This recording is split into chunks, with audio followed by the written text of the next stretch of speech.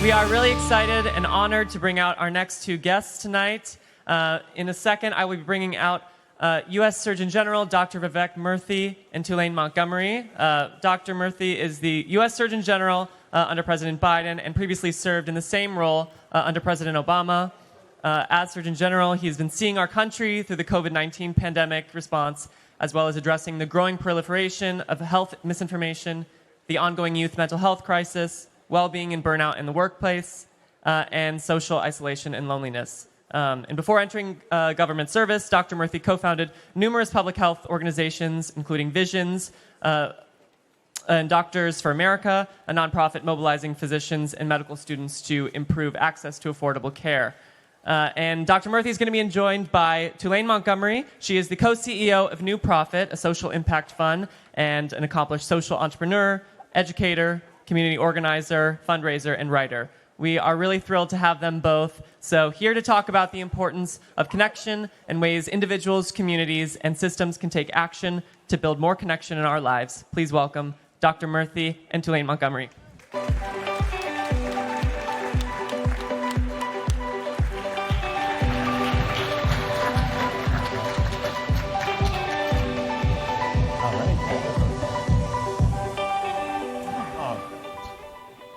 Good evening. Wow. All right, let's try that one more time. So one thing you should know about me is that my father is a master drummer and ethnomusicologist, and what that means is I was raised in the call and response tradition, right? That we are giving and receiving energy this evening and always. So just let's try one more time. Let's do it. Okay. Good evening. Oh, that was great. That was beautiful. That was beautiful. So good to be with you. As Chris said, thank you, Chris. My name is Tulaine Montgomery, and I am the co-CEO of New Profit. And New Profit is a social impact fund that invests in entrepreneurs, many of you are in this room, who are transforming our nation's most important and often inequitable systems, including education and workforce. And I am just thrilled to be here in conversation with our Surgeon General. It's incredible, right? The nation's doctor. The nation's doctor. Yes, and so first of all, I have been working on this. Dr. Vice Admiral, Dr. Vivek Murthy. Perfect. You can just call me Vivek also. Vivek, but okay. Thank you for the whole time. It's so kind of you. Listen, I've been practicing it, because you know that name, how we name things matters.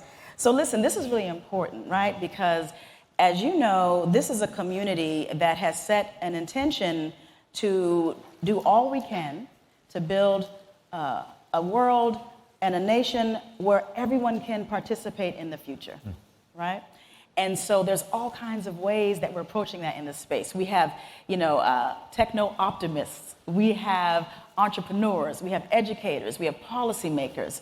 We have classroom teachers. We have mothers, fathers, aunties, cousins, all in this room. So we talk a lot about technology. We talk a lot about innovation. We talk a lot about systems, but we don't often talk about what you've been bringing to the nation's attention, which is the impact of isolation and loneliness. And I guess my first question is, talk to us a bit about what some are calling the loneliness epidemic. And how does that impact our physical and mental health, this loneliness epidemic that we're facing as a nation? Well, Tulaine, first let me just say how excited I am to be here. Thank you for having this conversation together. And I'm really excited for the discussion that's going to unfold, because I do think that this is an issue that affects so many of us greatly. Loneliness, isolation. We may not always talk about it, but we feel it. And if you have felt that in your own life, if you are feeling that right now, the first thing I just want folks to know is you are not alone. However you look at the data on this topic, it tells us that loneliness is an incredibly common feeling. We just don't talk about it very much. But it also tells us it's very consequential. And we'll get to that in a second. But I'll tell you the reason I learned about this, and it came to my attention as a public health concern, and as it turns out also as an education concern, an economic concern, is I was actually clued into this by people all across America when I was Surgeon General during the Obama administration. And when I traveled the country and would ask people about what was on their mind, what was worrying them, they would tell me stories about substance use disorders in their family. They would talk about chronic illnesses like obesity and diabetes. But then they would also tell me these stories that were less expected, stories about them struggling alone. And they would never say, hi, my name's Tulaine, my name's Vivek, I'm lonely. They would say things like, I feel like if I disappeared tomorrow, no one would even care. Wow. Or I would have so many young people on college campuses who are surrounded by thousands of other young people who would say, I feel absolutely invisible here. Nobody really gets me. Nobody knows who I am. And hearing that time and time again just made me realize there was something deeper happening. Yeah. That it wasn't this stereotype of the older person whose family had passed away, who was living by themselves at home, who was lonely. It was college students' parents, it was CEOs, it was members of Congress that I spoke to, who would behind closed doors tell me that they too were struggling with loneliness. So why does this matter? Well, it matters because it turns out it's not how we were meant to live. Feeling lonely. If you think about how we existed thousands of years ago as hunters and gatherers, we actually needed each other to survive. The person who adopted what would actually be a very modern day mindset of saying, you know what, I'm going to go it alone. I don't need anybody else. I can solve all this on my own. You know what happened to that person? They got eaten by a predator, or they starved from an insufficient food supply. That's what happened. But what happened early in those days is coming together and actually sharing your food supply prevented people from starving on any given day. Taking turns, watching for predators at night helped protect everyone. Helping each other with childcare made sure that all families could actually rise and do well. And that's what enabled us to survive. But the interesting thing, Tulaine, is that the moment that we're living in is in some ways, I think, a historical aberration. Because in modern society, the messages that are sent to us is that success is about being independent. It's about not needing anyone else. It's about being able to do everything on your own. If other people are there, that's great, but you're self-sufficient, right? And the truth is that that is not how humans were built. And if we pursue that, it ultimately doesn't actually lead to happiness or fulfillment. And I'll also say this: when I think about why this matters, it's not just because loneliness is a bad feeling. Right. It's because it actually has measurable impacts on our health. We know that people who struggle with loneliness have an increased risk of depression and anxiety, but also premature death, cardiovascular disease, dementia, sleep disturbances. The list goes on. And there are reasons for this, because loneliness actually triggers a stress state in our body. And when we react to that stress state acutely by seeking out connection, then that's fine. It's just like hunger or thirst. When we feel it, we react to it by seeking out food or water, then we are okay, and the feeling subsides. But just like hunger or thirst, when it goes too long unquenched, that's when we start to see the impacts of chronic stress, and it impacts our physical and our mental health.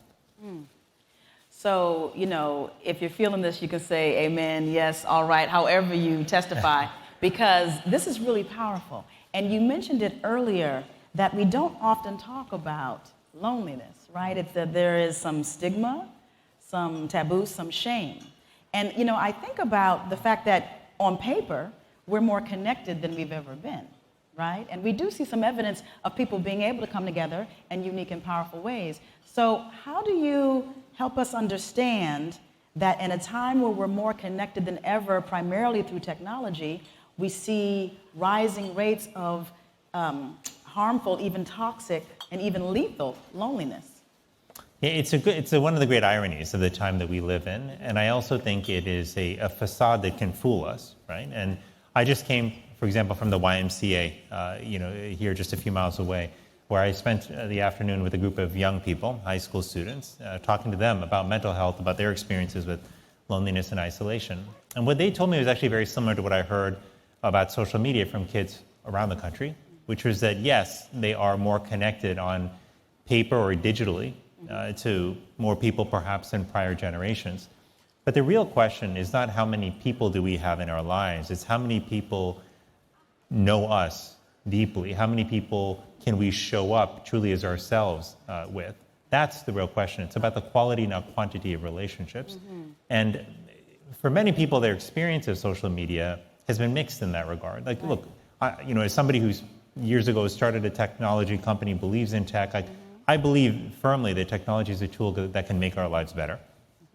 But it has to be designed that way. It has to be tracked and understood for both its intended and unintended impacts. Okay. And what we see, I think, with the business models around a lot of social media apps and platforms is that they reward, again, quantity of usage, the amount of time spent, not the quality of time spent. And when you reward time spent, not time well spent, then in a sense, what you get is an economy that's not driven by the well-being of its users, but it's just driven by how much your users can actually be online and be utilizing a platform.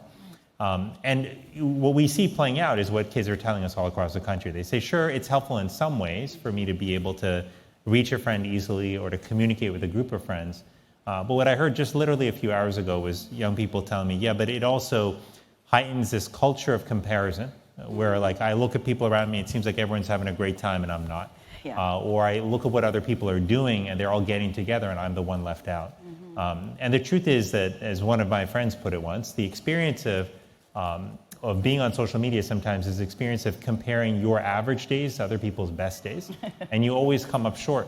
That's right. And even though we know that intellectually, it's different to know something emotionally. That's and when right. you're seeing, again, shot after shot of someone's incredible vacation, their amazing car, like the get-togethers they're having with friends, and you yourself are struggling with loneliness, it makes you feel like you're the odd one out, that somehow this must be your fault. Yeah. So that's why I think as we think about how to use technology to enhance mental health, and I think we have to think about that because tech ultimately can be incredibly helpful, but I think we have to, number one, think about how can we design technology that strengthens and enhances our human connections, the quality of those connections. Second, how can we track and measure what matters here so that we understand the intended and unintended consequences. And finally, how can we make sure the right voices are at the table to inform the design of our technology from the outset? Yes. Right? And if we want to design technology for young people, how do we ensure that they're there, that we are understanding what their priorities are, what their concerns are, and that we keep those voices in the room as we design and then ultimately modify our tech? So, yeah, absolutely, please applaud that. There's so much in what you just said. It's interesting that if you look at almost any faith tradition, modern or ancient, comparing ourselves to others is really the root of most human suffering. So it really is significant to note that for many young people, not just young people, but certainly for many young people, that the ways we're leveraging certain technology is inviting us to do the thing that we know is going to almost always cause some degree of pain, right? So that's just something to consider. So let's come back to that because, as you said, you have been a technology entrepreneur. Everyone in this room, we believe in the power of technology. But what's the difference between time spent and time well spent from a technology perspective? You said we need to learn how to track unintended consequences. Do we know enough about what those unintended consequences are to track them? Yeah, it's a really good question. And in this case, I think since we're thinking about social connection, loneliness, and mental health more broadly, some of the things that we want to understand with technology is how does it impact a user's perception of themselves? How does it impact their relationships with other people? How does it impact their ability to be vulnerable and open with others? These are, if you want to understand connection, these are some things you'd want to really understand. And look, I get that. I understand business models and that we've got to, operating in a world where you've got to be able to create a revenue model that can sustain whatever technology you build. Right. But there are some currencies that are more important than the dollars in our pocket. The currency of a child who feels better about themselves, who can go out into the world and lift up others because they feel strong and healthy, who can be there for others who are struggling as well. That does a lot for our community as well. How do you measure the returns that come from that? That's right.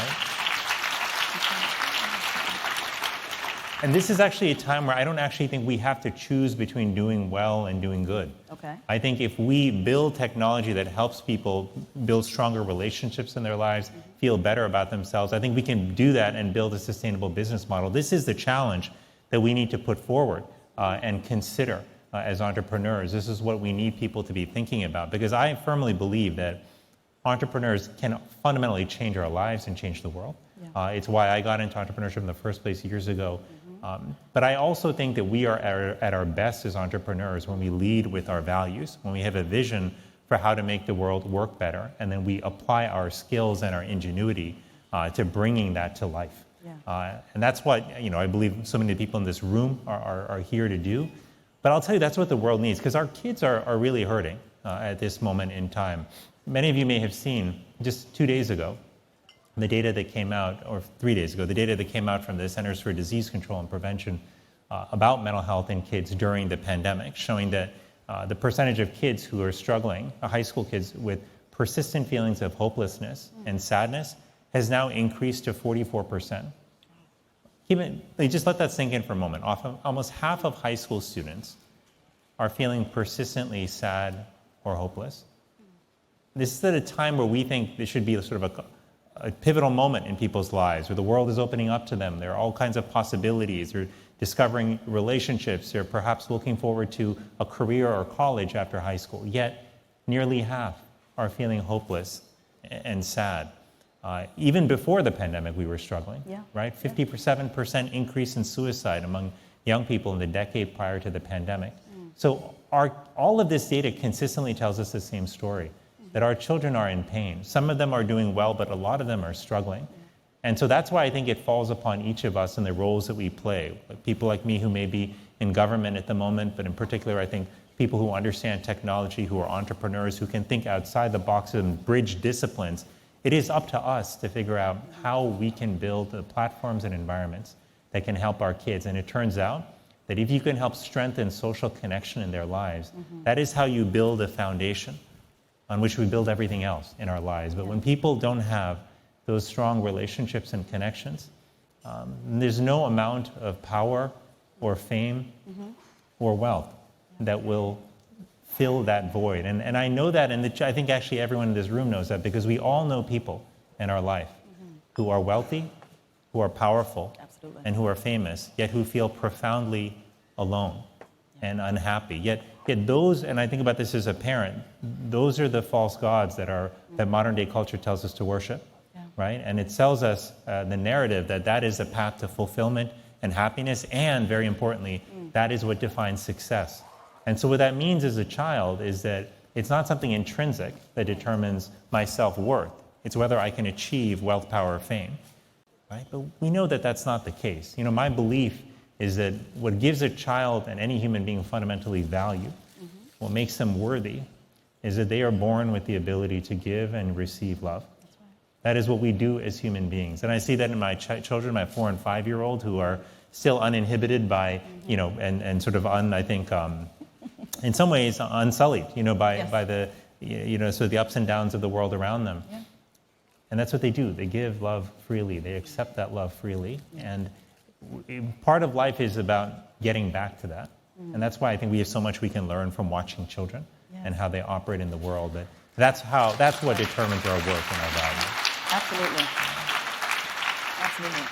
I hope you're taking this in and letting it settle into your bones and your cells, because so much of what you're saying, it resonates with our spirits, our hearts, and even our minds.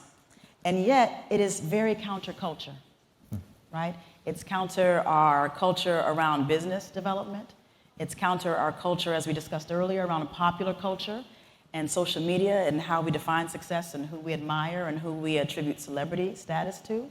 So talk a bit, if you would, about bright spots that you've seen, where this other way of being that you described is playing out, where you see entrepreneurs or communities or schools leveraging technology to enable meaningful connection in a way that can be healing and restorative for young people and for community. Absolutely. Well, look, I think there are a lot of bright spots right here in this room. I look around and I see faces I recognize. I see my friend Mark Brackett here, who's been such an important light in the world of emotional intelligence, especially for young people. Tulaine, the work you're doing with New Profit, helping to broaden how we think about success in business is so important. But look, I think there's something very interesting and special that's happening at this moment, even though we've been through 2 incredibly difficult years of just wrenching pandemic that's claimed nearly 1 million lives in America alone. A stunning, stunning figure. I know for many of us that includes members of our own family, myself included. But as painful as this 2 years has been, there are certain windows it's opened for us. One of them, I think, is a greater willingness that people have in America right now to have a conversation about community and how we rebuild it. A greater recognition, if you will, that our relationships with each other actually do matter a lot. They're not just a nice to have, but they're necessary to have. And I think there are more people in the wake of the pandemic who are wondering whether they should be building their lives more around their relationships than around their work. And I say this self-admittedly as somebody who has been talking for several years now about the power and importance of relationships. Yet during the pandemic, when on March of 2020, when I got on a plane with my wife and my 2 small children and went down to Miami to visit my parents and my sister, Miami being where I grew up, we ended up thinking we were going down for 4 days to visit my grandmother who had fractured her hip. Right. And we ended up staying there for 18 months because we realized, you know what? Yeah, can't leave. Why everything is shutting down? Why don't we be with family? That's right. Yeah.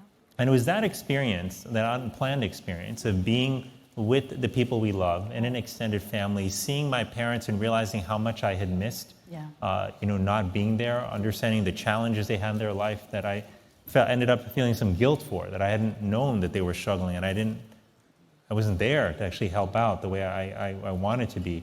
But also seeing the joy, the moments of joy in their lives that I had missed out on, and seeing how much my kids enjoy being with their grandparents. It was a moment like that I realized, you know what? I've actually been leading a work-centered life, not a people-centered life. And that was a tough realization to come to. But it changed how I've lived since then, and has made me think that, you know what?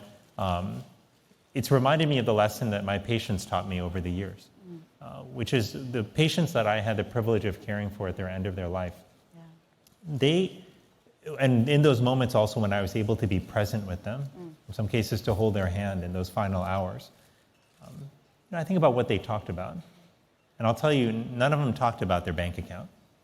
None of them talked about how many followers they had on Instagram, or how big their corner office was, or their last title or promotion. What they actually talked about were people. This was very consistent to a T. They talked about the people they had loved, the people they would miss, people who had broken their hearts, the people who they wished they had spent more time with. It is so clear to me when I think about the lessons of patients over the years and those at the end of their lives, of what they teach us. And they keep telling us that it is our relationships that matter. But the reality is we don't have to wait till the end of our lives to act on that knowledge, to realize that we could be living better and differently. And this is where I think the work that we do with technology becomes so important, because technology at its best is a means to an end, and that end is to live better, more fulfilling, healthier lives. And so the question is, can we use technology in ways that strengthen and enhance our connection with one another? The fact that we were able to video conference so much more now than we could have 10, 15 years ago made a world of difference to people during the pandemic. That was an example of how, even though, yes, the video conferencing isn't a substitute for being in person, it was a whole heck of a lot better than not having any contact at all. Not being able to see the contours of someone's face, and that made a huge difference. Think about all the grandparents out there who got to see the faces of their grandchildren and what a difference that made in their lives.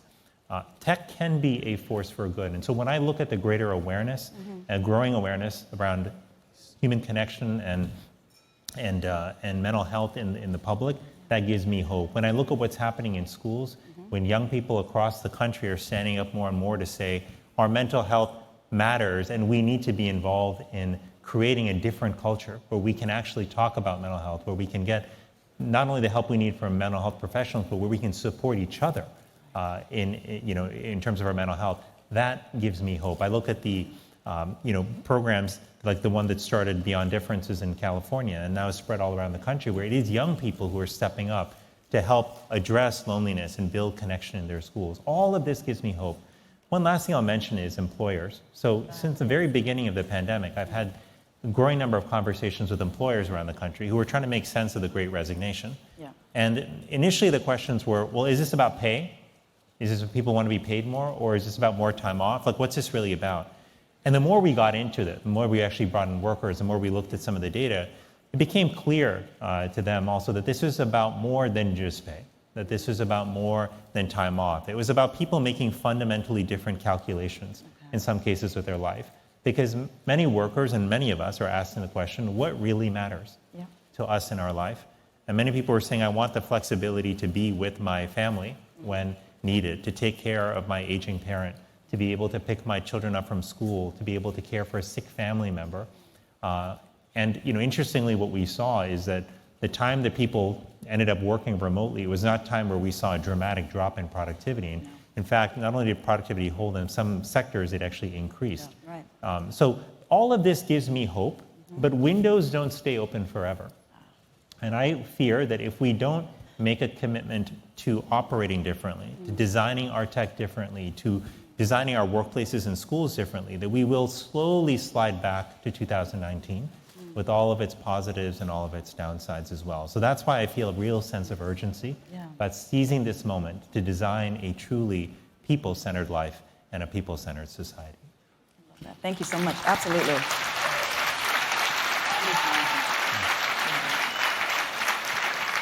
It's really resonating, certainly with me, and I can feel also with others. So I have, in the time we have, time is flying. I have two questions, but the first, I want to give you an opportunity to go back and reflect on that moment when you took your family to Miami to check on your parents, on your mom, right? Who had hurt her hip, and you were able to spend what you thought was going to be 4 days became 18 months. And you observed that you had been living a work-centered life and had some grief around that from what you shared, and made the decision to move into a relationship-centered life. And so I want to ask you, what were the changes that you had to make in order for that refocusing to show up in your day-to-day? That's a great question, and I'll say I'm a work in progress. So there's days I fall short. Sure. But here are some of the changes that I decided to make. One is just to be more committed to picking up the phone when friends call and family members call. Now that seems like a small thing, but how often is it in modern life that we just let the phone call go to voicemail, and then we text later and say, hey, I can talk right now. But I found actually that even if I didn't have time, picking up the phone for even just 10 seconds and saying, hey, I can't talk right now, can I call you back? It gave me a chance to hear their voice, for them to hear my voice, to feel the warmth and the connection that even just can come within 10 seconds. This is the thing, we are so hardwired for human connection as human beings that even 10 seconds of showing up authentically can sit with you and last for hours, can make you feel good for a while. Can I just support that as a really powerful, subtle but powerful thing? So my mother, if my mom is watching, hey mom, we had a whole experience around this where, no matter what my mother is doing, if I call, she picks up. Oh, so no matter what. Yeah. And I went through a process not too long ago, and for folks, there's some folks here who actually know my mother, and she told me very plainly, she said, you don't want to be in a situation, and now some of this is moms doing what moms do, but you don't want to be in a situation where you could have had the opportunity to connect, and because of a meeting, you didn't take it. And so I had to learn that it's okay to say, hey mom, you good? I need to call you back, but you okay? And just that, even if I couldn't actually have the extended conversation, just that connection created something in me where I got to remember the depth and power and beauty of the connection to my mother, and she got to be reminded that I'm here, and my work schedule doesn't mean that she lost me. So it's a subtle, small thing, but man, is it powerful. It changes everything. It creates abundance where you feel like there's scarcity, there's not enough time, there's too much to do, and suddenly there's abundance. So I just want to say I absolutely testify to that. Well, I appreciate that. I appreciate that. And I love what your mom does, because I think that's exactly right. And the interesting thing is we tell ourselves we don't have time. Yeah. But actually, we all have 10 seconds, right? And I remember in the year 2020, when I used to spend a fair amount of time briefing then Vice President Joe Biden on COVID-19. And I remember during all the daily briefings that we would do together on COVID, if his family called, he would pick up the phone. And yes, he was in the middle of this crazy national campaign. He was he was dealing with more than I could ever imagine. Yet, phone rings, it's family, picks up the phone. And that was one of those moments that reminded me, and it's something he's always done, but just reminded me that even if the President of the United States can find 10 seconds to pick up the phone when his family calls, then I should be able to do that too, That's right? Like That's right. we all should. So That's right. That's right. it's a powerful thing. That's really powerful. So as a closing question, you've talked about the power of schools and workplaces to be environments that can actually advance and foster well-being, mental well-being. And so can you just, as a way to kind of give this audience something to vision and imagine, what does it mean to change the frame from how to mitigate damage in schools and workplaces to creating workplaces and schools that actually facilitate and foster well-being in our youth, in our colleagues? What does that mean? What does that look like? Yeah, so, I think about human connection as the fuel that lets us do more and be more. We have drains for that fuel, and we have sources of that fuel, right? When we're in negative relationships that are unhealthy, when we feel isolated, then we can feel our energy sapped, energy diminishing. But when we have a truly fulfilling relationship with a friend, teacher, family member, even if it's a momentary interaction, that can really refuel us. And I know that there is a lot of trauma that many kids in our society are dealing with right now. I know we are still dealing with the legacy of racism and discrimination in America, and our kids are feeling that because they're telling us that as well. In fact, that was one of the things they clearly said on the recent CDC survey that came out 3 days ago, that more than a third of kids in schools have experienced racism, particularly in Asian and in Black communities, right? So there are these traumas, but I've also realized that while we need to seek to address the trauma and pain that people have, we also have to work hard to increase the fuel in people's lives, build healthy connection in their lives. And we don't actually often enough think about that as a core part of education and the school experience, right? Like we think, okay, kids got to come out of school reading, knowing how to, write, knowing how to do math, knowing history, knowing science, etc. But if our kids come out without the emotional wherewithal, skill, tools, awareness to build healthy relationships with themselves and others, then I worry that we haven't actually equipped them to be successful and fulfilled in life, right? Because we know how important those relationships actually are. So that's why I think fundamentally to live and build a people-centered society requires a fundamental shift in how we have been thinking about designing workplaces, schools, neighborhoods, and even our own lives, right? Because if we want to ask ourselves a hard question, are we living a truly people-centered life? Are we putting our time, attention, and energy, first and foremost, on our relationships?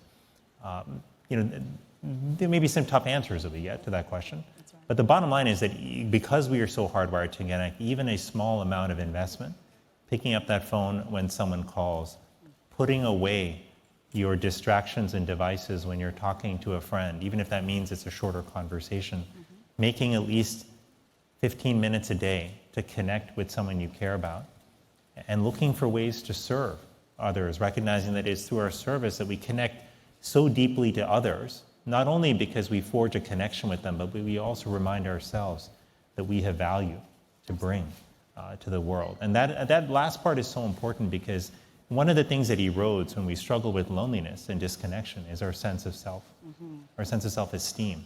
This is why loneliness is really tough to address, is because it can become a downward spiral. Yes. The lonelier you get, the more you convince yourself is that it's your fault, that you're lonely because you're not likable, right. And why would anybody want to hang out with you? So then even when people approach you, you can actually push them away counterintuitively. So service actually breaks the cycle. Good friends who sometimes won't take no for an answer also help break the cycle and bring you back in. That's right. Look, I know that we are out of time today, but one last thing I just want to say is that to me this is bigger than technology. It's bigger than government and policy. It's bigger than how we design one specific school or one specific workplace. The decision that we have to make right now as a society is what kind of society do we want to live in? For too long, we have been driven to pursue metrics of success that it turns out don't necessarily lead to true happiness and fulfillment. The question is, do we have the courage and the strength to question that and to move in a new direction? Can we lead by example so that our children see that we are building lives that are in fact centered around relationships, lives that are fundamentally about love? And the reason I use that word in particular is I do think that if you had to boil much of human emotion and motivation down to two things, I think it comes down to love and fear. That's right. Right? We do the things that we do in our life often because of some derivative of love, which it could be compassion, generosity, kindness, empathy, or we do it because of some derivative of fear, which could be anger, jealousy, insecurity, rage. These things also drive our actions. But we know it feels very different when we act, when we're driven by love versus when we act out of being driven by fear. It feels very, very different, and the results are often different. That's right. And I think about my kids, I think about all of our kids and the world that they're growing up in, a world that is full of polarization, a world where it seems like people are increasingly unkind to one another, especially in their dialogue online. A world that, whether it's true or perceived, seems to be getting harsher and meaner. And I don't think it's surprising that our kids don't feel hopeful about the future. Right? Our kids are listening to what we are saying. Absolutely. They are watching what is going on, and they are taking their cues from that. And the question is, how do we change that? I think it starts with how we live our own lives. Do we choose to speak up for those who don't have a voice? Do we choose to treat others kindly, to give them the benefit of the doubt, even if we disagree with them? Do we choose not to demonize someone, even if everyone else in the group is doing that? These are the decisions we can make in our day-to-day lives. And it also spills over to where we choose to invest our time and effort and energy. Do we choose to build technology that supports people acting in ways that increase the love quotient in the world, that bring more kindness, compassion in the form of human relationships to society? Do we choose to design our workplaces in ways that strengthen human connection, realizing that it turns out more connected workplaces are also more productive, more creative, and enjoy greater retention? These are the questions that flow when we ask ourselves the fundamental question of, do we choose love or fear in our own lives and in the decisions we make in society? And that's what I feel we're called to do right now. I'm reminded of that every time I look at my own kids. I got on a plane this morning in Washington, D.C., and to come over here, and I think about every trip I make, because my son looked at me and he said to me the way that only children can do. He said, "Papa, why are you leaving me again?" I was like, "Oh God." Oh my God. I felt so bad. But what he was displaying in that short sentence was that he knows that human connections are what truly matter. Right. He feels it instinctively. He didn't need to read it in a book. And that wisdom of children is wisdom that we all have. Yeah. The yearning for human connection is something that everyone has. It may be buried under layers of cynicism or messages we receive from society over time, but it is there. And when we connect with it, it feels good. And the ripples can often impact many, many more people. So I would just ask all of you, as you think about your own lives, in fact, just to do this, just to close your eyes for 10 seconds. Join me in closing your eyes. I want you to think about the people in your life who have brought joy and happiness to you over the years. I want you to think about the people who have been there for you in really tough times, who have stood by you, who believed in you even when you didn't believe in yourself. I want you to think about the people who have been there for you in your moments of joy as well, who have celebrated with you, because your joy, your triumphs, were their joys and their triumphs. And I want you to feel their love, their compassion, their friendship flowing through you, lifting you up, filling you with energy and peace and joy. And even though those people may or may not be with you at this moment, just know that their love is always with you, because it resides in your heart and in your memories. And open your eyes. That 10 seconds, what you felt, what you experienced, was the power of love, the power of human connection. That is what we all have the ability to experience. It's what you, as entrepreneurs, as leaders in society, have the ability to cultivate for others through the products you build, the services you create, the policies you advocate for, and the culture that you help support. So I appreciate the opportunity to have this conversation. To me, there are few things that matter more than stitching together the social fabric of our country, rebuilding our relationships, and creating human connection once again. Thank you.